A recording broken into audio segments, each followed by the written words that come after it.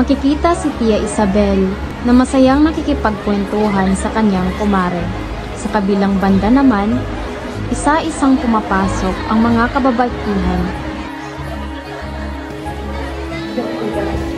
Magandang umaga, Tia Isabel. Magandang umaga, baby. Habang masayang nakikipagkwentuhan ang matandang babae, narinig ni Tia Isabel na tila may nabasag na pinggan. Jesus Mariosep, maghintay kayo mga bulagsak. Paumanhin. Napakalaking bahay naman ito. Ano sa tingin mo? Naturalmente, si Don Santiago ay napakayaman. Nahahati ang bulwagan ng bahay sa dalawa. Sa isang banda, naroon ang mga kalalakihan at kababaihan. Nagkakasayahan sila habang nagpapalitan ng mga puro-puro at biruan.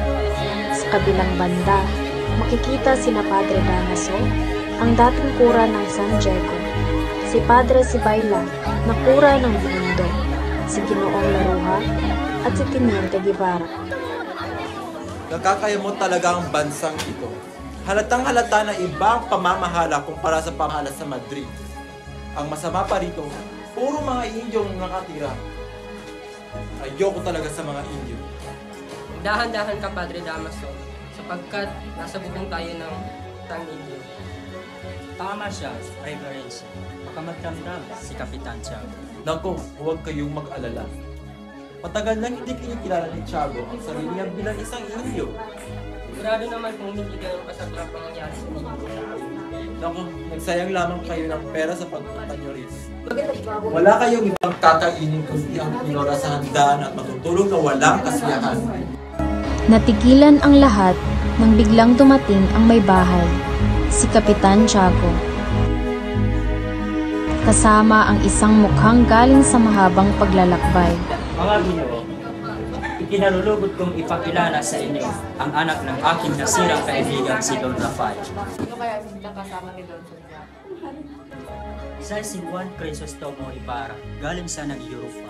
Sinundo ko siya mula sa kanyang pagkarakal. Ikinalulugod ko po kayong lahat na makilala. Aba, Padre Damaso, ang kuro ng San Diego. Kinagagalak po kitang makita muli, ang patalik na kaibigan ng aking ama. Mukhang nagkakamali yata ako. Patawad, Reverencia. Hindi ka nagkakamali. Ngunit kahit kailanman ay hindi ko naging kaibigan ng iyong ama. Pagkaraan ay makikita si Ibarra na nakikipagkilala sa mga kalalakihan at kababaihan sa kabilang banda ng bulwagan. Marapatin niyong gayahin ko ang tradisyon sa alamin na pagpapakilala ng sarili sa mga bisita kung hindi niya pa ito kilala. Ako nga pala si Juan Crisostomo Ibarra. Kinagagalak ka ng makilala, Crisostomo Ibarra. Kahit na magaganda ang pamabaihan sa Europa, ay wala pa rin tatalo sa kagandahan ng kababaihan sa ating bansa. Sus, kasinungalingan. Marami tayo dala mo rin yan yung tinuran mula sa ibang bansa. Natigilan uli ang lahat nang may ipinahayag si Kapitan Tiago. Mga mahal kong panauhin, halina't tayo pumunta tayo sa hapag. Handa ng hapon. Sayang nagsipuntahan sa hapag ang mga panauhin. Nag-alukan pa ng silya ang dalawang kura. Upo ka dito, Padre Damaso. Maraming salamat, ngunit ikaw na umupo rin. Kahit na parehas nilang gustong umupo sa kaliwang kabisera ng mesa. Sa huli, ay naupo rin si Padre Sibayla sa silya na ikinaama rin ng loob ni Padre Damaso. Naupo na lamang siya sa tabi ng pari. Tinola ang ipinahanda ni Kapitan Tiago, gaya ng inaasahan. Nagpasahan na ng ulam. Ang mas masaklap, puro leeg at pakpak ang natira kay Padre Damaso, habang sa iba ay puro hita. Dahil sa sobrang inis, tinurog ang papaya na may malakas na tunog mula sa pinggan. Nang malapit nang matapos ang hapunan, ay nagsalita si Ginoong Laruha. Ilan taon kong nawalan sa ating bayan, Senyor Ibarra? 7 taon po, Ginoo. Sa iyong 7 taon na yun sa Europa, malamang ay nakalimutan mo na ang ating bayan. Ang totoo niyan ay parang ang aking bayan ang tinanakalimutan ko. Lagi kong iniisip ang aking bayan kahit na ako'y nasa malayo. Totoo ba yun, hombre? Kung gayon ay isa kang hangal na bulaki. Ba't ka pa nagsasayang ng pera para pumunta ng Europa upang wala ka rin namang magustuhan? Patawarin niyo ang aming dating kura. Ganyan na ganyan siya nung ako'y bata pa at hindi nagbago. Naku, naway tanggapin niyo ang aking sinserong paumanhin.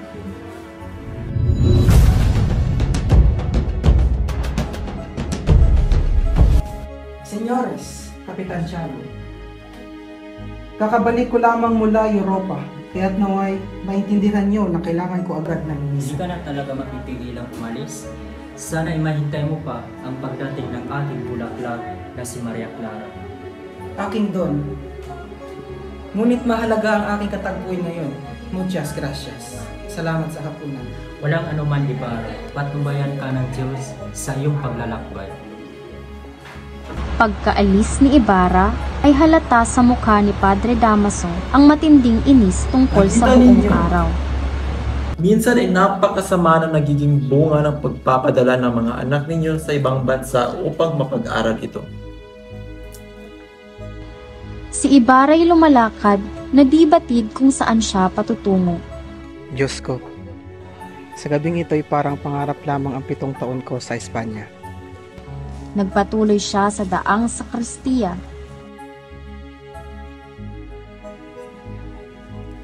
Binara, mag-iingat ka sa mga limunin mo kaawat.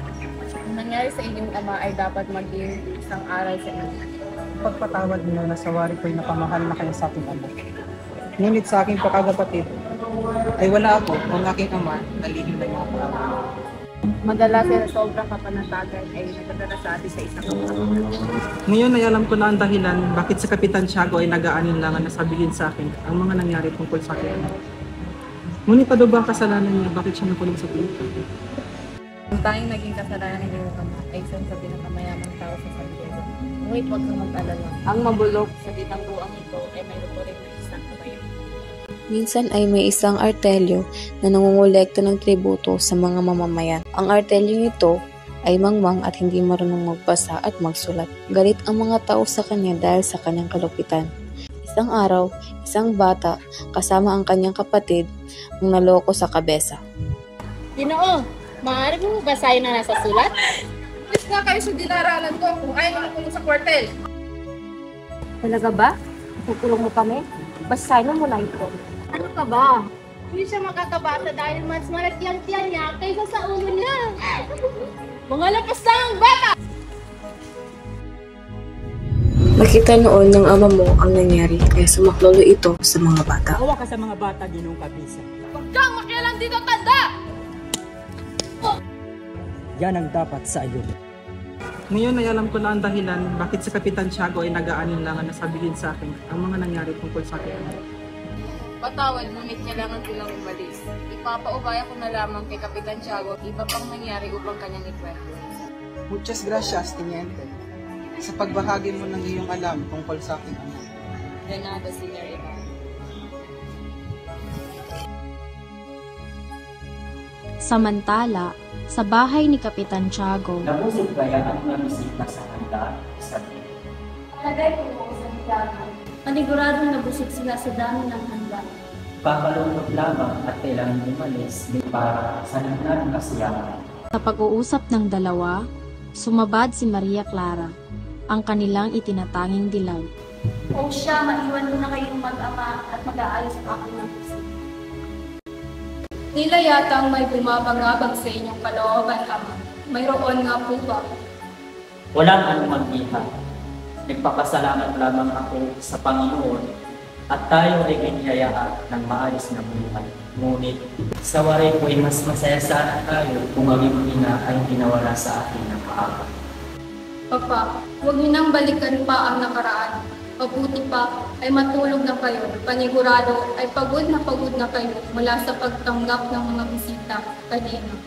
Nagpapasalamat talaga ako sa Diyos at biniyayaan na ako ng napakabait at napakatagang anak at magaling.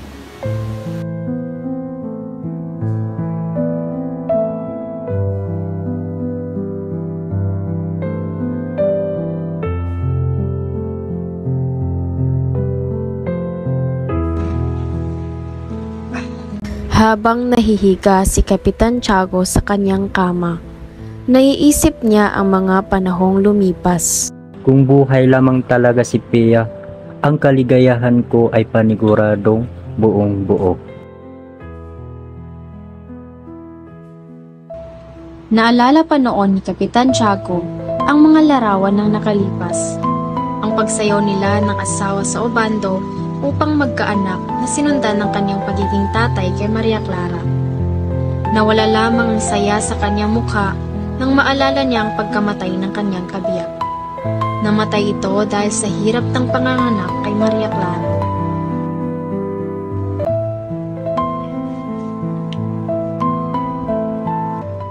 Hay buhay, o Pia, aking minamahal sa puso. Naway makapiling ng lumikha ang iyong pagkuha. Sumalangit ka nawa.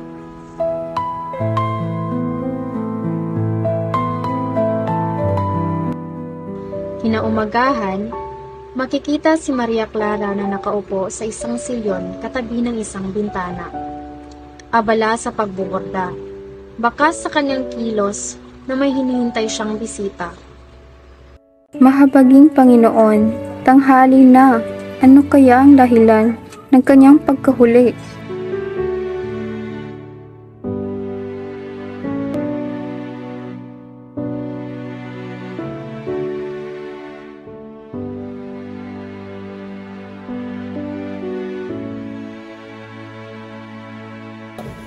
Magandang araw, Tia Isabel. Nais ko sanang makausap si Maria Clara. Ay, nandiyan sa loob. Halika, tuloy ka.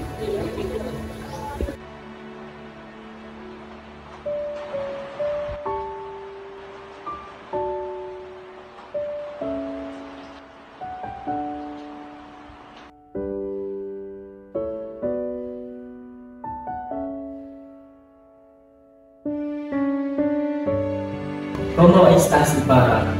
Salamat naman at dumala pang huli sa aming tahanan. Magandang tanghali, Kapitan Tiago. Nais ko sanang makausap si Maria Clara. Abang sige. Clarita, nais kang makausap na Ibarra. Isabel, sundin mo siya sa kwarto at malamang nag-aayos yun o nahihiya.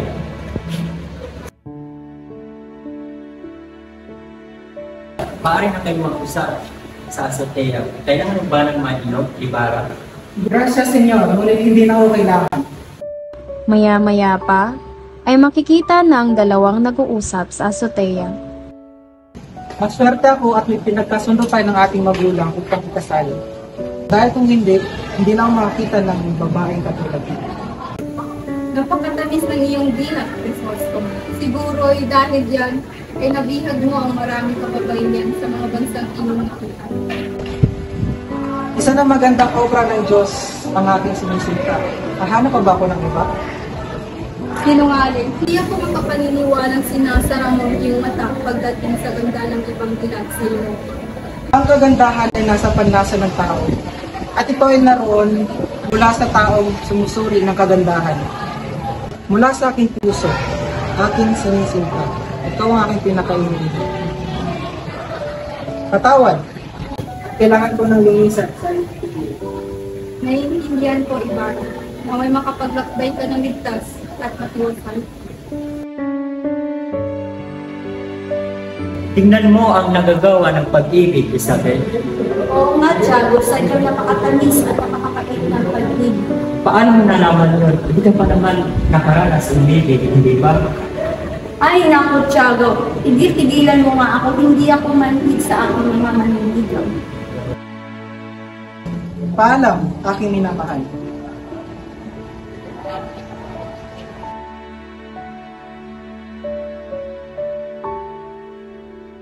Halata sa mukha ni Maria Clara ang sobrang kalungkutan.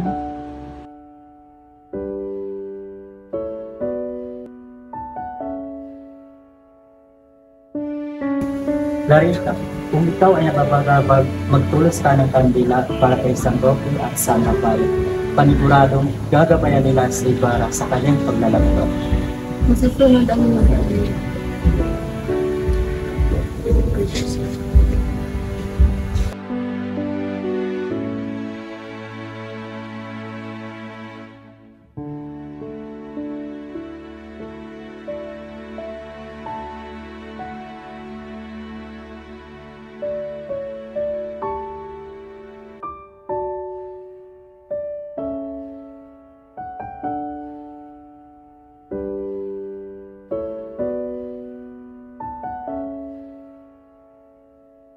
Sa pagkabagabag ni Kapitan Tiago, pinatay niya ang pinasindi niyang kandila kahapon kay Maria Clara.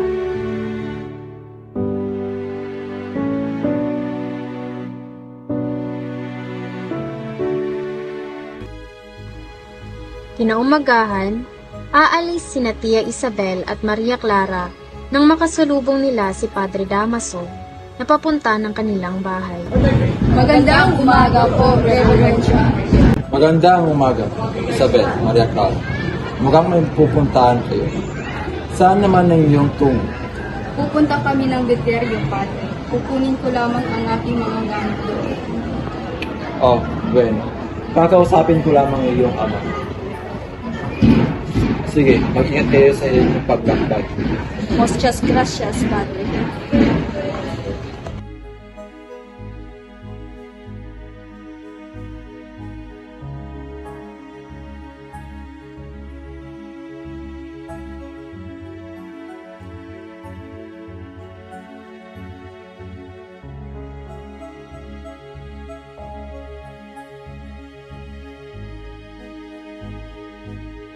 Santiago? Santiago! Padre, anong sadya niyo? May nais lamang akong sabihin sa iyo napaka-important. Ngunit gusto kong hilingin sa iyo na doon tayo sa lugar kung saan tayo nagdalawa ang ama.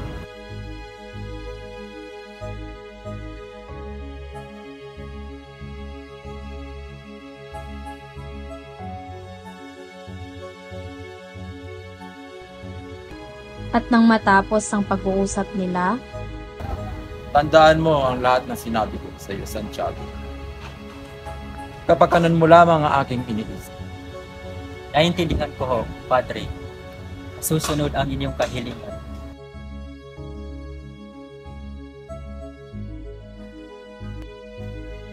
samantala, sa ikalawang palapag ng kampanaryo ng simbahan, ay makikita sina Crispin at Basilio, magkapatid na sakristan ng simbahan. 10 taong gulang si Basilio, habang 7 taong gulang si Crispin.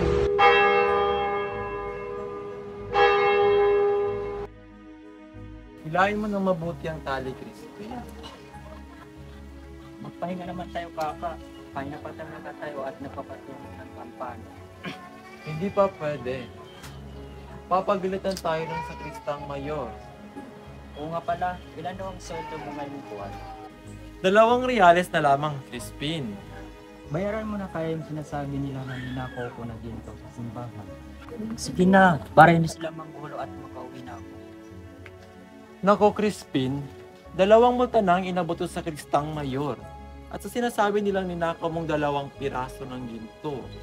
Natatakot na kasi ako eh. Pinapakasama ng kuranan at lalong-lalo na sa Kristan Mayor. Napakasinungaling ng lahat. Umuwi ka na lang, Kaka. Sabihan mo kay Inang na ayaw natin magsakristan. Huwag kang magsalita ng ganyan, Crispin. At dumating ang itinuturing nilang berdugo ng simbahan, ang sakristan mayor. Mga pasaway na bata, kahit kailan, wala na kayong nagawang tama sa simbahan. At ikaw, Basilio, magmumulta ka ng 2 reales dahil sa hindi magandang tunog ng kampana. Ngunit, uhulihin ako ng mga gwardya. Wala akong pakialam. Sasagot ka pa? At ikaw, Crispin, hindi ka uuwi hanggat hindi mo yung nilalabas 2 onsang gintong ninakaw mo. Hindi ko naman po yun ninakaw. Wala na po akong ninakaw kahit ano. Aray ko po, tama na po! Tama na po! Maawa kayo!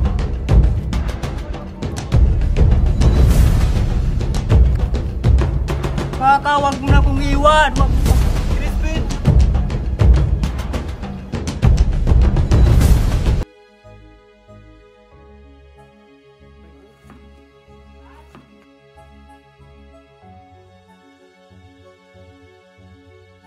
Naku, tiyak po matutuwa ang aking mga anak sa aking inihandang pagkain. Nakikita kong pagod at gutom sina Crispin at Basilio galing sa simbahan.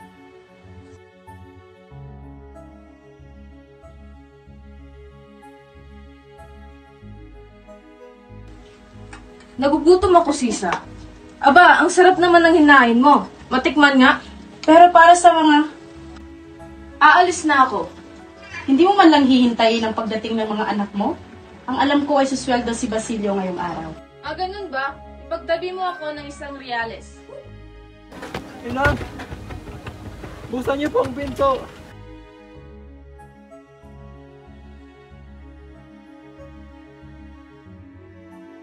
Jesus Mariosep, anong nangyari sa iyo, Basilio?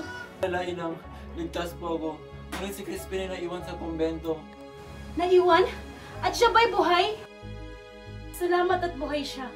Bakit ka duguan? Naku naman. Ako po'y tumakas galing sa kumbento. Ayaw kong pauwi na sa Kristang Mayor hanggang di pa umabot ang alas 10 ng gabi. At sinigawan nila ako ng Ken Vive, kaya itong dahilan kaya tumakbo ako ng mabilis.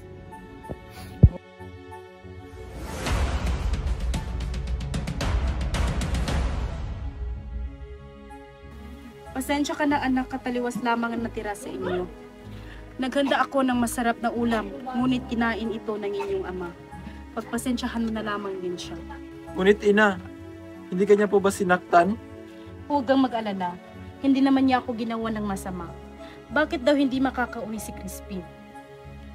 Pinarusahan po siya ng sakristang mayor dahil sa pagbintang na siya ay nagnakaw ng 2 adso ng ginto. Ngunit hindi po siya ang tunay nagnakaw nun. Mahabaging Panginoon, kawawa naman ang aking bunso. Hindi naman ganoong tao ang aking anak. Hayaan mo anak at kakausapin ko ang pura bukas. Walang galang kang bata ka. Magnanakaw. Pura, mawa na po kayo sa akin. Kang magtago hangal, sinungaling. Kang magbintang, kahit kailan talaga napakasama mo, sama niyo magkapatid. Inay, kuya, tulungan niyo ako. Makawa kayo sa akin. Aray, walang iyang bata ka.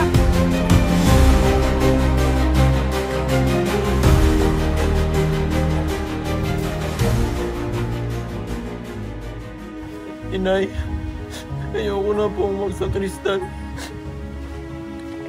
Sunduin niya na po si Crispin bukas sa kumbento at kunin ang uling aking sahod. Oo anak, sige na, tumahan ka na.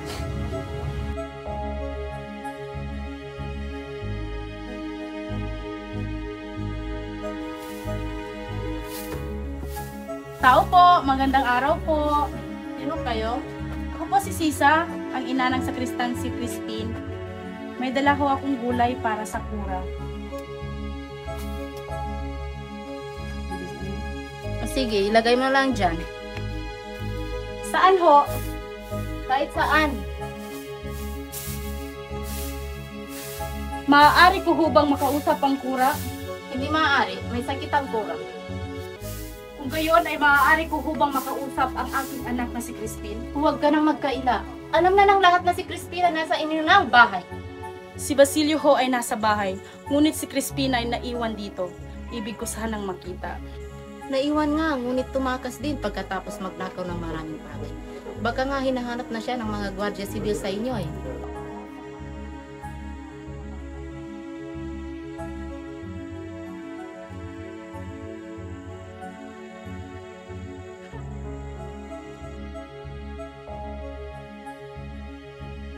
Hindi mo ba naiintindihan?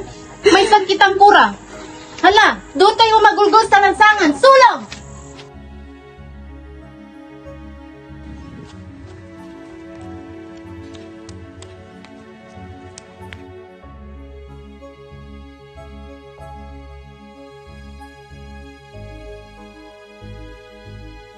Ikaw ba si Sisa, ang ina ng mga batang magnanakaw?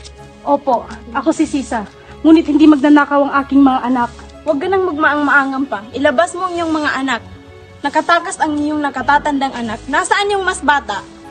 Hindi ko alam dahil hindi pa siya umuwi kahapon. Kung gayon, ikaw ang isasama namin. Hindi ka makakalabas ng kwartel hanggat hindi mo inalabas ang anak mo.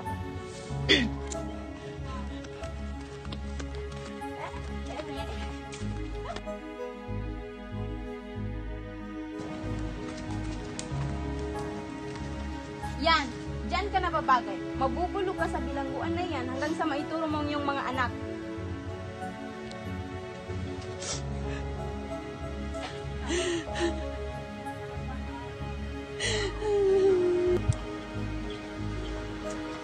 Ang krimen niyan ay kasalanan ng kura. Pakawala ng bihag at huwag nang abalayin kailanman. Kung gustong makuha ng kura ang nawawalang ginto, sabihin niyo sa kanya, magdasal siya kay San Antonio. Pari siya at hindi niya alam ang bagay na yun, ha? Oh, si Senyor Alperes. Makakalaya ka na daw. Marahil wala na ipapakain sa iyo pa ang gobyerno. Yan kasi mag-aasawa na nga lang yung wala pang kwenta. Tapos aanak ka ng anak.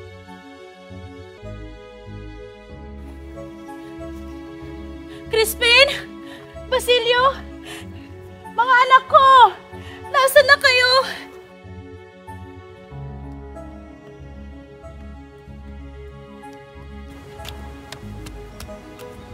Crispin! Basilio! Mga anak ko! Nandyan ba kayo? Tandang Tasyo? Andyan ho ba ang mga anak ko? Ay, wala atang tao.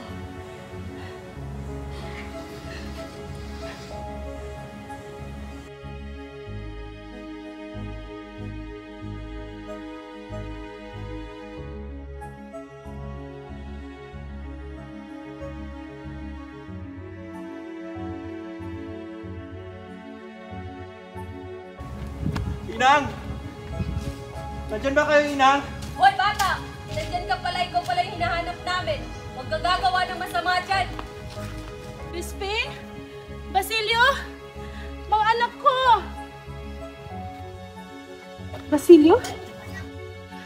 Damit ni Basilio. May dugo. Mapula. Damit ni Basilio.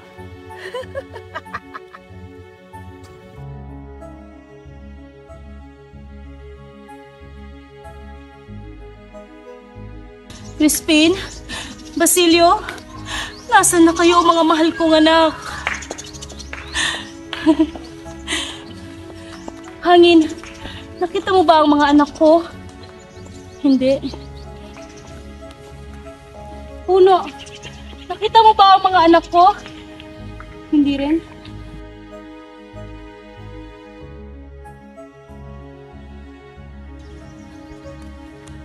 Kayo, nakita niyo ba ang mga anak ko? Kayo, nakita niyo ba ang mga anak ko? Kayo, nakita niyo ba ang mga anak ko? Sina Crispin at Basilio. Pag nakita niyo sila, sabihin niyo sa akin, ha? Takbo.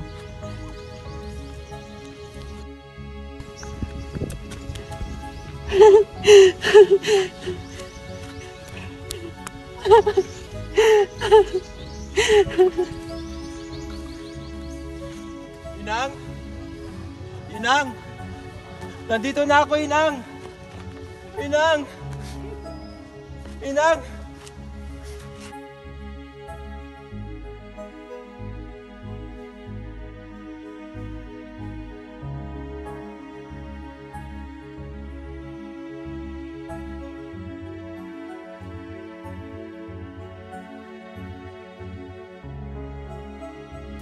Baka nakakabulabog ang inyong mga ingay sa mga natutulog pa. Huwag kayong maingay. Hindi ganyan ang mga dalagang Pilipina noong kapanahunan namin.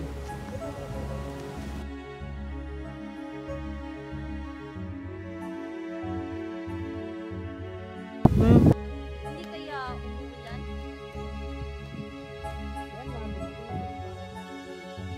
Gusto kasi pagsipad.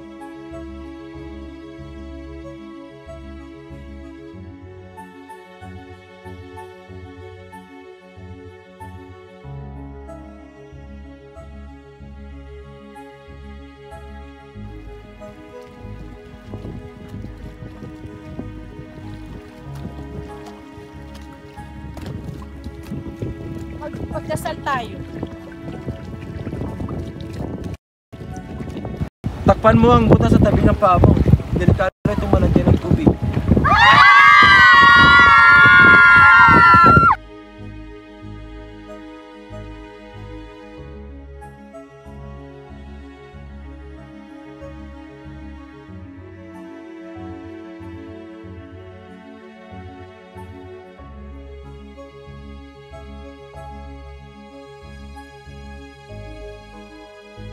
Ihanda ang paasim sa sabaw. Kailangan maihulog ang mga mahuhuling isda sa kumukulong sabaw. No matter.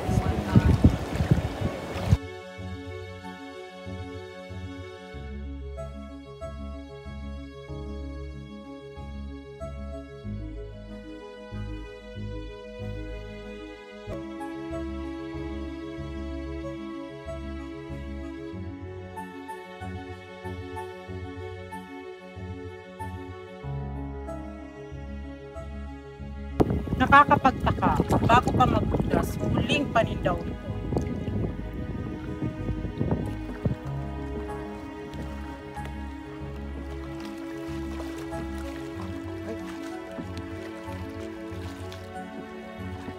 Buhaya! May buhaya sa baklad na ito?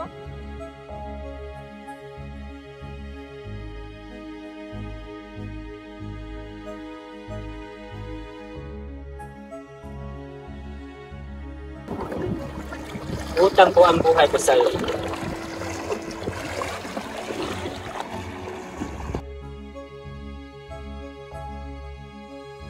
Hindi kayo dapat naging mapusok.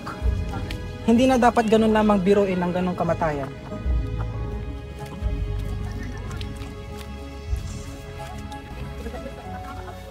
Paano kung ikaw ang napahamak? Kung napahamak man ako na sundan, kapiling ko na sana ang pamilya ko. Ano nga pala ang pangalan mo? Magiting na Ginoo. Elias. Elias po, Senyor.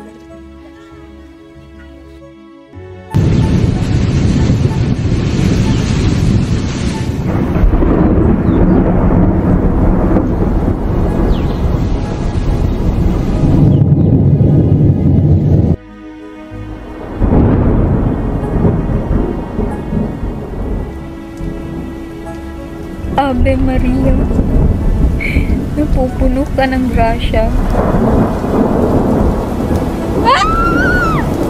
Ano'y ako iyong sinilang na may kakambal na sumpa? Ang Panginoong Diyos ay sumasa iyo. Bukod kang pinagpala sa babaeng lahat, at pinagpala rin naman ang anak kong si Jesus. Santa Maria, Ina ng Diyos, ipinalangin mo kami na kasalanan. Ngayon, kung kami mamamatay. Amen. Pinakikiusap ko sa inyo. Ako'y punin o dalhin. Pinaparuonan kasama ang Diyos, sapagkat hindi na ako maaaring masaktan pa.